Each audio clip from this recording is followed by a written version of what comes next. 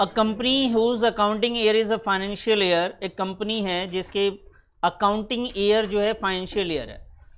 Financial year accounting year होने का मतलब ये है कि जो ईयर का स्टार्टिंग है बेटा वो अप्रैल में होगा और क्लोज जो होगा वो मार्च में होगा। ये फाइनेंशियल ईयर होता है। अगर कैलेंडर ईयर लिखा रहता तो इसका मतलब वो जनवरी में ईयर स्टार्ट हो रहा है और बुक्स जो क्लोज होगा वो दिसंबर में होता है। तो सर ये बताने की ज़रूरत क्या है? बताने की ज़रूरत ये है कि इससे ये मालूम चलता है कि मार्च में आपको डेप्रिसिएशन हर साल कैलकुलेट करना है। आगे लिखा हुआ है कि बेटा ये एक मशीन है जो कि जुलाई में परचेज करी गई थी और उसकी कीमत है कितने की? 30,000 रुपये की। इट परचेज फर्दर मशीन, एक और मशीन खरीदी गई। एक तो 2019 में खरीदी गई, ध्यान से देखेंगे इधर, कब खरीदी हमने? डेट बताइए। 1 जुलाई 2019 में। अच्छा ये ईयर कब क्लोज हो जाएगा बेटा? मार्च में। उसके बाद इन्होंने दूसरा कब खरीदा है? जनवरी। क्या ये दोनों सेम ईयर में आ रहे हैं कि नहीं? सोच के बताइए। आ रहे हैं? आ रहे हैं ना? क्योंकि ये जो 2019 है ना, जुलाई से जब स्टार्ट होगा वो मार्च 2020 में जाके क्लोज होगा। तो आप तो 2020 में ही खरीद ले रहे हैं, वो भी जनवरी में ही, मार्च से पहले ही तो परचेज कर रहे हैं आप। तो इसका मतलब ये सेम ईयर में दोनों एसेट्स खरीदे गए हैं और इसको हमने खरीदा है 20,000 का। एंड अक्टूबर 2020, क्या ये तीसरी बात जो कह रहे हैं वो जो 10,000 की हमने एक और मशीन खरीदी अक्टूबर में, क्या ये भी सेम ईयर की बात हो रही है? ये कब की हो रही है? ये नेक्स्ट। तो इस अकाउंट में अभी तक कितने मशीनें खरीद ली हमने? 2 खरीदी। पहली कब खरीदी? 1 जुलाई, दूसरी 1 जनवरी, तीसरी 1 अक्टूबर। फिर आ जाता है 2021 जब बेचेंगे। तो बेटा 2021 तो बहुत दूर है, अभी हमें कौन से ईयर की अकाउंटिंग करनी पड़ेगी? 2019 से लेके 2020 तक पहले अकाउंटिंग करनी पड़ेगी। इस अकाउंटिंग के लिए हमारे पास लिखा हुआ है कि आपको जो करना है वो फिक्स इंस्टॉलमेंट मेथड लगाना है, यानी स्ट्रेट लाइन मेथड। कितना परसेंट डेप्रिसिएशन है? 10%। What would be the value of machinery account on 1 अप्रैल?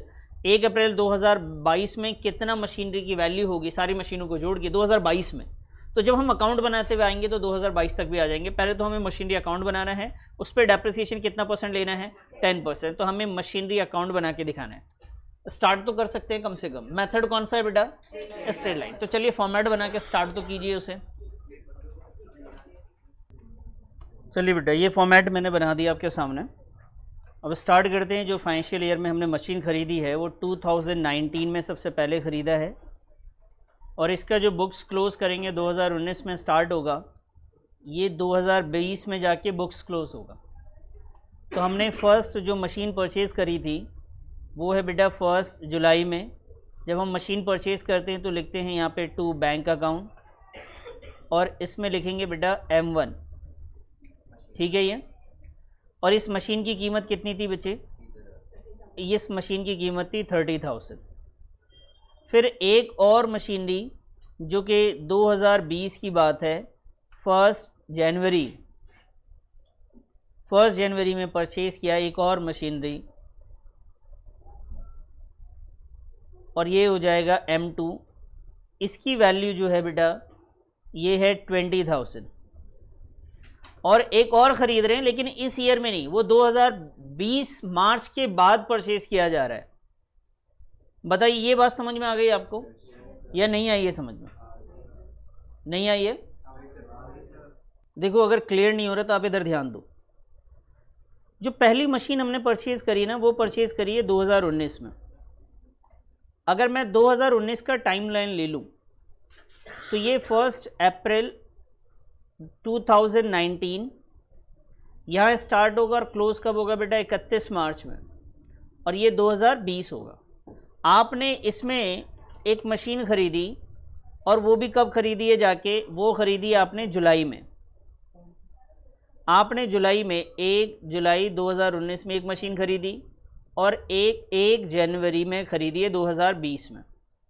समझ में आ रही बात? है तो ईयर एक ना बेटा। 1 अप्रैल 2019 में स्टार्ट हुआ था, ख़त्म मार्च में हो रहा है। फिर इसके बाद हम लोग कहाँ चले गए? हम आ गए जी नेक्स्ट ईयर में। यहाँ पे दोबारा जाके अक्टूबर में जाके एक और मशीनरी खरीदी आपने और ये डेट है अक्टूबर की 1 1 अक्टूबर 2020 की, और ईयर कब क्लोज हो रहा है बेटा इसका? 31 मार्च 2021 में। क्लियर है? फिर ये 21 से कंटिन्यू चलेगा और 2021 के बाद जाके ये इसमें हम लोग सेल कर दे रहे हैं इस मशीन को जाके अक्टूबर 2021 में। 1 अक्टूबर 2021 में यहाँ पे जाके क्या हो रहा है बेटा? ये सेल हो रहा है। क्वेश्चन को आपको बनाना है 31 मार्च 2022 तक, यहाँ तक। तो आपको टोटल कितने साल तैयार करने? 1 साल। ये पहला साल है आपका जिसमें से मशीन आपने 2 बार खरीदी है, एक तो यहाँ से यहाँ और एक तो यहाँ से यहाँ। फिर ये दूसरा साल, फिर से एक और मशीन खरीदी गई, ये पूरे साल चला। फिर ये यहाँ से यहाँ और एक और था। तो यहाँ पे 2 मशीनें, पहले साल में 2 मशीनें, दूसरे साल में 1 मशीन, और तीसरे साल में जाके हम लोग सेल कर रहे हैं। समझ में आई बात? तो ये टाइमलाइन अगर ना समझ में आए तो आप लिख लीजिएगा, जिससे आपको समझने में और आसानी हो जाए। चलिए जी, ये डेट क्लियर है ये। अब कौन सी डेट पे जाके हम लोग डेप्रिसिएशन निकालते हैं? क्या इस ईयर में सेल हो रहा है या हमें सिर्फ डेप्रिसिएशन निकालना है? कौन सी डेट में डेप्रिसिएशन निकालते हैं? 31 मार्च में। बेटा जब आप डेप्रिसिएशन निकालेंगे तो यहाँ लिखेंगे डेप्रिसिएशन अकाउंट। डेप्रिसिएशन अकाउंट में आपके पास क्या आएगा बेटा? एक M1 का डेप्रिसिएशन और एक M2। ध्यान से देखिए इधर, अब लिखना बंद कीजिए। M1 की वैल्यू कितनी है बेटा? बच्चे जो मैं पूछ रहा हूँ उसका जवाब चाहिए मुझे। कितनी वैल्यू है?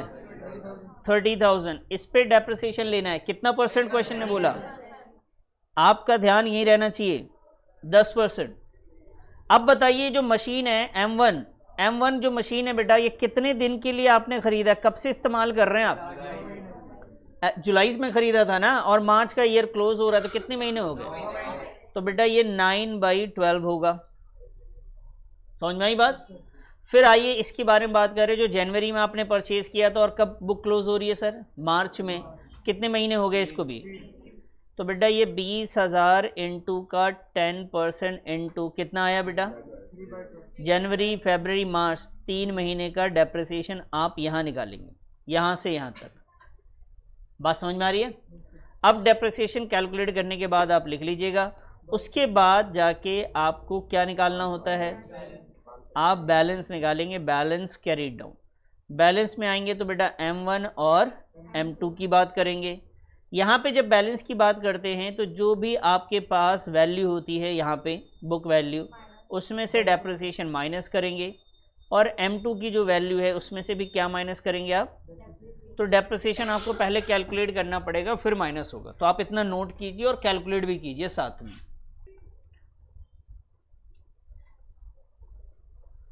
यह है सर 50,000। यहाँ पे लिख दिया जी हमने 50,000, और इसका डेप्रिसिएशन वगैरह निकाल लीजिएंगे। आप लोग कर लीजिए साथ साथ में।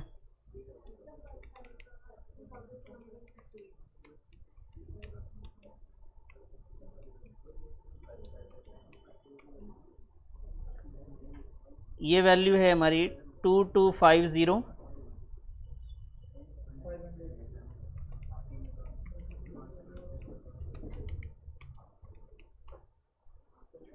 यह है सर 500,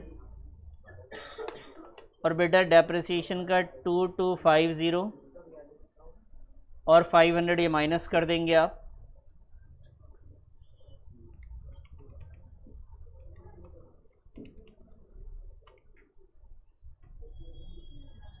टू 7750, और ये आ गया जी 17,000।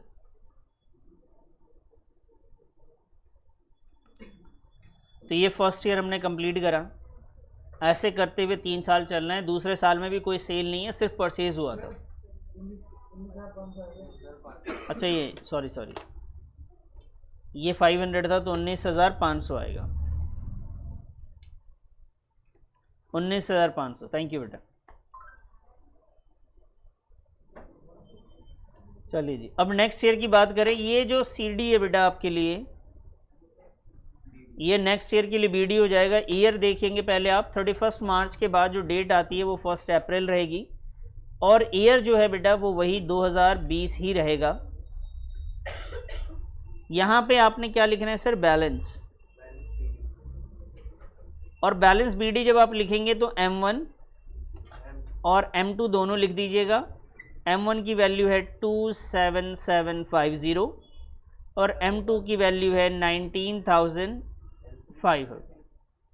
ये बात समझ में आ गई बेटा, क्लियर है ये चीज़? चलिए इतना नोट करके मुझे बताइए, फिर मैं आगे बढ़ूं।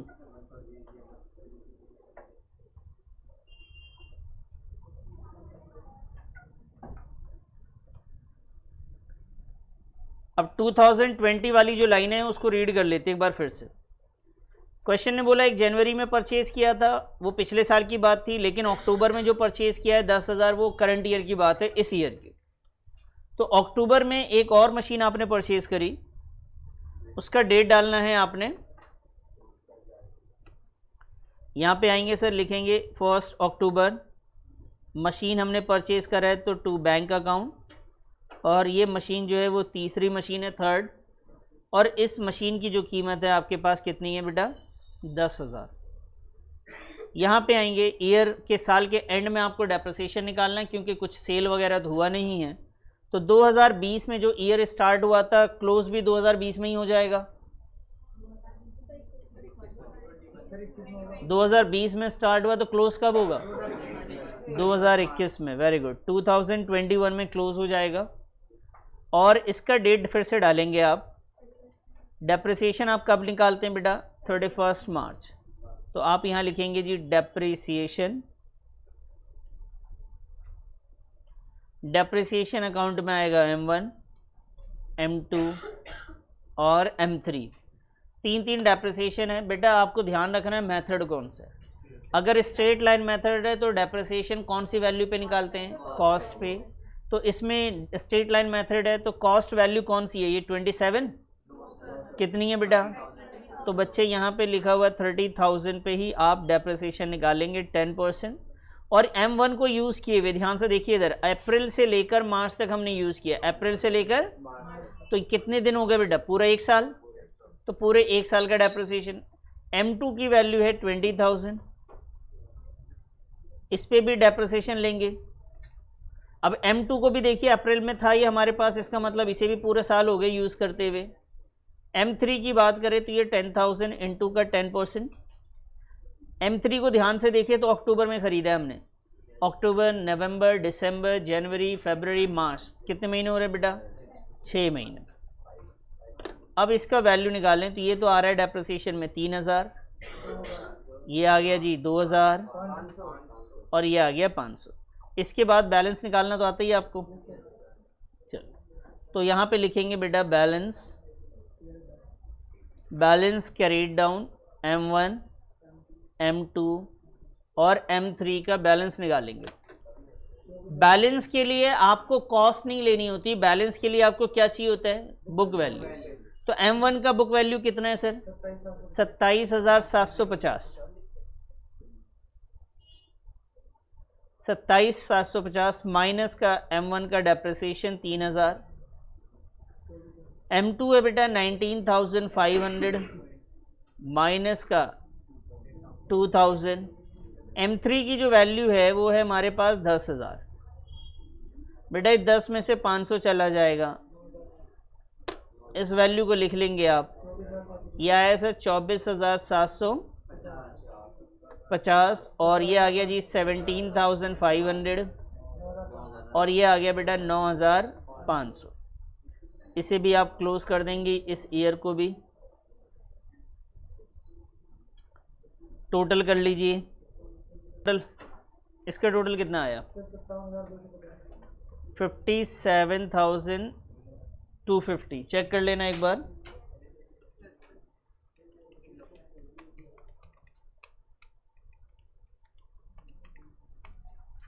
$57,250 यहाँ पे भी लिखेंगे बेटा 57,250।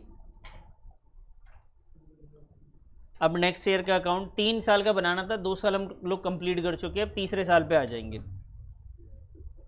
ईयर कौन सा होगा, 2021 1 अप्रैल। सबसे पहले हम लोग लिखेंगे यहाँ पे बैलेंस, बैलेंस ब्रॉट डाउन में इस बार बैलेंस कितनी मशीन का आएगा?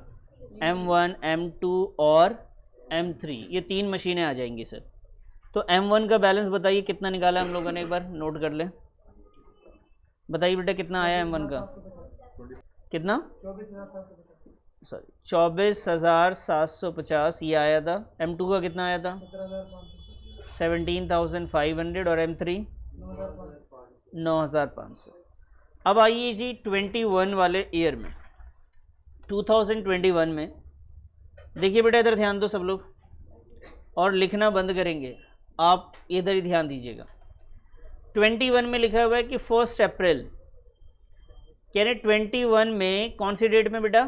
1 अप्रैल, यानी ईयर की स्टार्टिंग में ही 1/3 ऑफ द मशीन, 1/3 मशीन का जो 1/3 पार्ट है वो हम बेच रहे हैं, जिसको हमने इंस्टॉल किया था जुलाई 2019 में।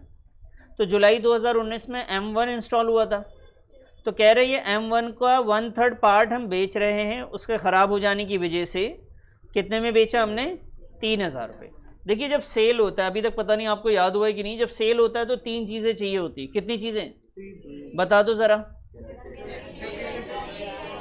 डेप्रिसिएशन, सेल वैल्यू और बुक वैल्यू, है ना? डेप्रिसिएशन, सेल वैल्यू और बुक वैल्यू उस डेट की जिस डेट पे आप सेल कर रहे हो।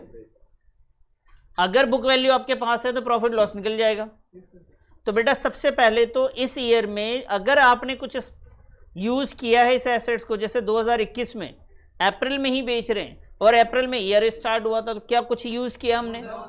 अगर हमने यूज नहीं किया तो डेप्रिसिएशन बताओ इसमें निकालने की जरूरत पड़ेगी? इसमें बेटा डेप्रिसिएशन आपको नहीं निकालना है। क्यों सर? क्योंकि मैंने यूज ही नहीं किया जिसको मैं सेल कर रहा हूं। अब दूसरी चीज मुझे क्या चाहिए होता है बेटा?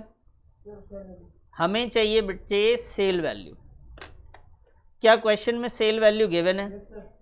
तो ये बहुत आसान हो गया कि जी अगर सेल वैल्यू गिवन है तो हम डायरेक्ट यहाँ पे जितना सेल वैल्यू क्वेश्चन में दे रखा है बेटा, 3,000 रुपये का हमने ये मशीन बेचा है 1 अप्रैल को। अब हमें प्रॉफिट लॉस निकालना है।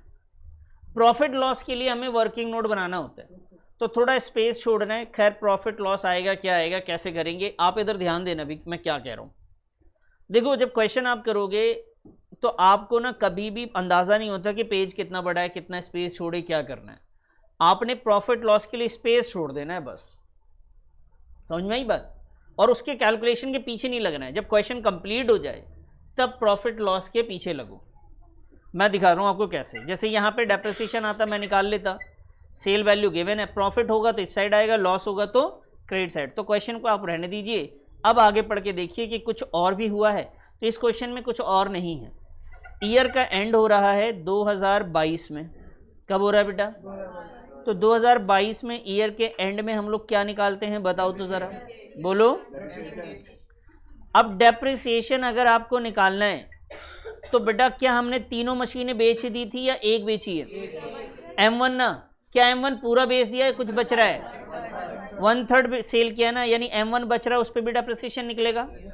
और बताओ किस पे निकलेगा और किस पे निकलेगा? क्लियर हो गई बात? अब जब ये एंड हो जाएगा, डेप्रिसिएशन निकल जाएगा, उसके बाद हमें क्या निकालना होगा? बैलेंस भी निकालना होगा, M1 का, M2 का और M3 का भी बैलेंस। तो पहले आते हैं M1 के डेप्रिसिएशन पे। ये मेथड कौन सा है बेटा?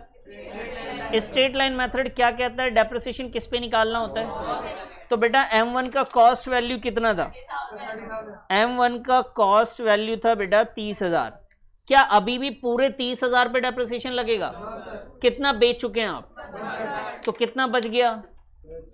2/3। तो इधर देखिए मैं कैसे निकाल रहा हूं। एक तरीका तो ये है कि 30,000 का 1/3 करेंगे 10,000 आ जाता है, तो 20 में से 10, 30 में से 10 हटा दीजिए, 20,000 बच जाएगा। सर 30,000 का मेरे पास कितना बच गया बेटा? 1/3 चला जाएगा तो कितना बचेगा? पता है ना ये 2/3 कैसे निकलता है? नहीं मालूम? अरे नहीं पता। अच्छा 1/7 चला गया तो मशीन का 1/7 बेच दिया होता तब? क्या बात है, आपको पता है ना? चलो मैं फिर भी एक बार, हो सकता है किसी को ना पता हो तो। देखो देखो सनाउल्लाह, तुम्हें तो नहीं मालूम होगा। देखो बेटा, अगर कहीं बोले कि 1/3 चला जाए तो बाकी बचा हुआ कितना है? उसका तरीका ये कि टोटल को हमेशा कितना माना जाता है, 1। 1 में से 1/3 अगर जाएगा, इसका एलसीएम लेंगे, वो भी नहीं आता, तो इसके क्रॉस मल्टीप्लाई करेंगे आप, 3 - 1/3 कितना आया, 2/3। इस तरीके से निकाला जाता है। अगर कहीं पे बोल दिया जाए कि सर 2/3 चला गया, तो 1 में से 2/3 गया है, तो 3 - 2/, ये क्रॉस मल्टीप्लाई कर लिया हमने, कितना है बेटा, ये कितना है, 1/, तो आप ऐसे निकालेंगे। तो खैर जिसको मालूम है बहुत अच्छी बात है। 30,000 का कितना बच गया अपने पास, 2/3 का कितना % एप्रिसिएशन लेंगे, पूरे साल का ना भाई, जो बचा हुआ था उसको तो पूरे साल इस्तेमाल किया हमने, इसका डेप्रिसिएशन हम निकाल लेंगे। ये आ गया सर 2,000 रुपये, कितना आया, 2,000 रुपये। चलिए जी, M2 का बताएंगे कॉस्ट कितना था। M2 का कॉस्ट था बेटा 20,000 रुपये, कितना था, M2 का कॉस्ट है 20,000 रुपये। 20,000 का कितना % लेना है, 10%। क्या ये भी पूरे साल का लेना है? अच्छा जी, M3 कितने का था, 10,000 का कितना %, 10%। समझ में आ रही बात। तो डेप्रिसिएशन हमेशा कॉस्ट पे निकालना है आपको, ऐसे निकाल लीजिए। ये आ गया 2,000 रुपये और ये आया बेटा 1,000 रुपये। कोई प्रॉब्लम? ठीक है जी। अब आइए बेटा, इसके बाद हम लोग क्या लेते हैं बताओ, बाई बैलेंस CD। ठीक है जी। बैलेंस CD जब लास्ट होता है ना, तो उसका तरीका ये है कि आप टोटल इधर से करिए, इधर से माइनस कर दीजिए। तो बैलेंस CD हम लोग लास्ट का हमेशा ऐसे ही निकालेंगे, अपना टाइम बचाएंगे। डेबिट और क्रेडिट, इधर का तो मुझे टोटल करना ही था, उसमें से ये माइनस करके निकाल सकते हैं। क्लियर है ना, कोई दिक्कत तो नहीं। आप चाहे M1 M2 M3 भी कर सकते हैं, लेकिन आप ऐसे करें। इस क्वेश्चन में अब रह गया हमारे पास वर्किंग नोट कि सर प्रॉफिट बाय लॉस। जी सर, सर ये बुक वैल्यू में से माइनस किया जाता है ना बैलेंस के लिए। तो पहले 24,750 में से जितना सेल किया गया है 1/3 वो माइनस करना पड़ेगा आपको। उसके बाद जो बचेगा उसमें से 2,000 माइनस करना पड़ेगा। आइए जी, सबसे पहले आते हैं वर्किंग नोट पे। ध्यान से देखिएगा, नोट मत कीजिएगा। वर्किंग नोट है इसका मतलब नहीं कि यही नोट करना है, पहले समझना है। देखो, सेल पे प्रॉफिट लॉस निकालने का एक सीधा तरीका है कि जिस दिन आप सेल कर रहे हैं उस दिन की बुक वैल्यू आप बताइए। जिस दिन आप सेल कर रहे हैं उस दिन का उस एसेट्स का बुक वैल्यू बताइए। भाई हम सेल कर रहे थे, उसका डेट था 1 अप्रैल 2021 और इत्तेफाक से इसी डेट का हमारे पास पहले से ही बुक वैल्यू है, और वो बुक वैल्यू मेरे पास है जी 24,750 पूरे मशीन की, जिसमें से मैंने कितना सेल किया है, तो ये आएगा भाई 38250। कितना आया, 8250। ये सेम डेट बताइए, इसी डेट पे हम लोगों ने बेचा था ना बेटा। इसी डेट पे अगर मैंने बेचा है तो ये क्या हो जाएगा, इसका सेल वैल्यू कितना गिवन है, 3,000। तो अपने को फायदा हुआ ना, क्या हुआ, तो यहाँ लिखेंगे लॉस ऑन सेल कितना, 5250। कितना हुआ, 5250। समझ में आई बात। इस लॉस को बताओ आप किस साइड लिख दोगे, लॉस आया है अकाउंट में, आप जाएंगे और क्रेडिट साइड में प्रॉफिट एंड लॉस करके यहाँ पे by profit and loss account में ब्रैकेट में आप चाहें तो यहाँ पे लॉस लिख लीजिएगा। कितने का लॉस है बेटा, 5250। या ईयर का एंड हो गया, खत्म बात। तो देखिए, कई बार हम इसको पीछे जब स्टार्टिंग में ही लिखना चाहते हैं, सीखने के टाइम पे तो हम कर लेते हैं, लेकिन आगे चल के हमेशा याद रखें, जब भी कैलकुलेशन आए प्रॉफिट लॉस सेल वगैरह का, तो आप पूरा क्वेश्चन कंप्लीट करो पहले, उसके बाद इस काम को करने के लिए बैठो।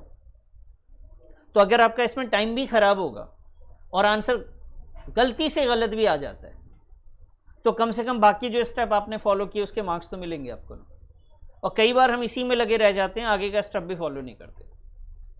तो खैर, अब इसका बैलेंस कर लेंगे बेटा। इसका डेबिट साइड का टोटल करेंगे, क्रेडिट साइड के टोटल से माइनस करेंगे, तो आपका बैलेंस CD आ जाएगा।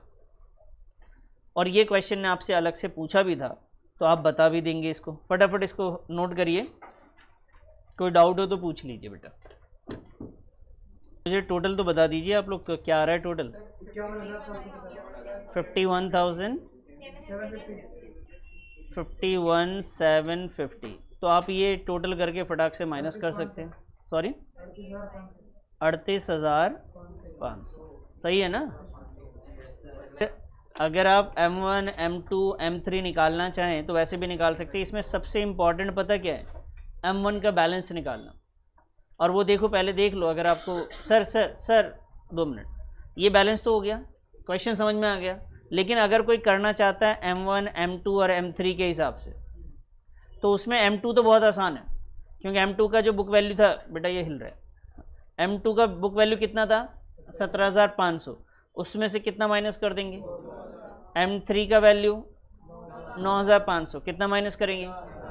M1 के बारे में समझिए, M1 में क्या करेंगे, 24,750 था ना आपके पास, उसमें से आपने बेचा कितने का है, 1/3 कितना, 8250 तो आया था निकल के, इतने का बेच दिया और कितने का डेप्रिसिएशन लगा, जो बचेगा वो M1 की वैल्यू आएगी, बैलेंस।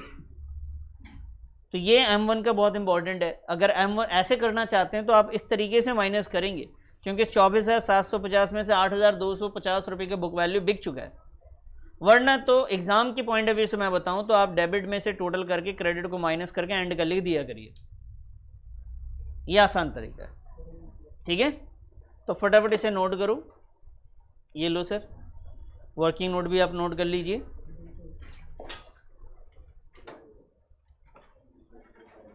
वर्किंग नोट का याद करने की कोशिश करें हमेशा कि आपको जिस ईयर में सेल किया है उस ईयर की स्टार्टिंग का बुक वैल्यू चाहिए होता है। इत्तेफाक से उसी ईयर की स्टार्टिंग में सेल भी हो गया, उसी ईयर के स्टार्टिंग का बुक वैल्यू था।